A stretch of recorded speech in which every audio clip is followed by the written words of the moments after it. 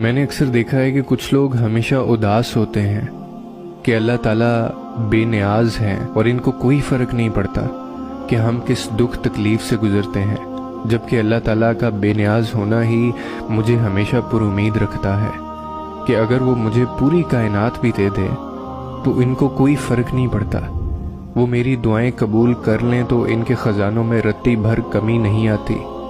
اللہ تعالیٰ بے نیاز ہے تبھی ہمیں گرنے سے پہلے تھام لیتا ہے۔ اللہ تعالیٰ بے نیاز ہے کہ ہمیں ہمارے گناہوں کے ساتھ قبول کرتا ہے اور اپنے سامنے کھڑا ہونے کا موقع دیتا ہے۔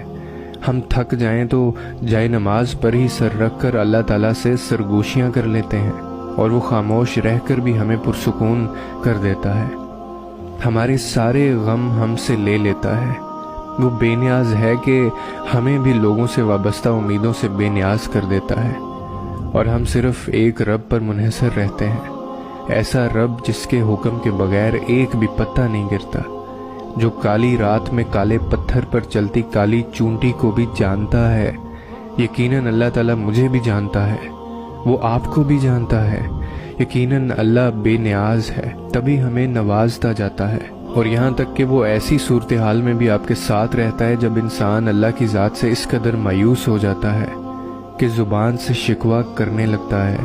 ہر دکھ، ہر تکلیف، ہر مشکل، ہر پریشانی، ہر مصیبت، ہر اذیت ایک مدت کے لیے آتی ہے، پھر جب سب جھیل چکے تو نکلنے کا طریقہ تلاش کرنے کی بجائے مزید دھنستا چلا جاتا ہے۔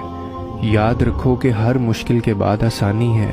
یہ دکھ تو سہارا بننے آئے ہیں تمہارے، یہ دکھ تو وجہ دیتے ہیں کہ اے تھکے ہارے اللہ کے بندے چلتا جا، بس چلتا جا، تھوڑا اور کہ چلتا جا۔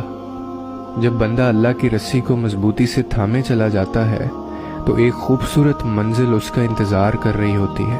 صبر اور شکر کے بعد خوبصورت منزل پا لینے کے بعد بندہ اپنے صبر پر رشک کرتا ہے، اور ویسے بھی سوائے اللہ کے یقین کے بندے کے پاس کیا بچتا ہے؟ کچھ بھی نہیں۔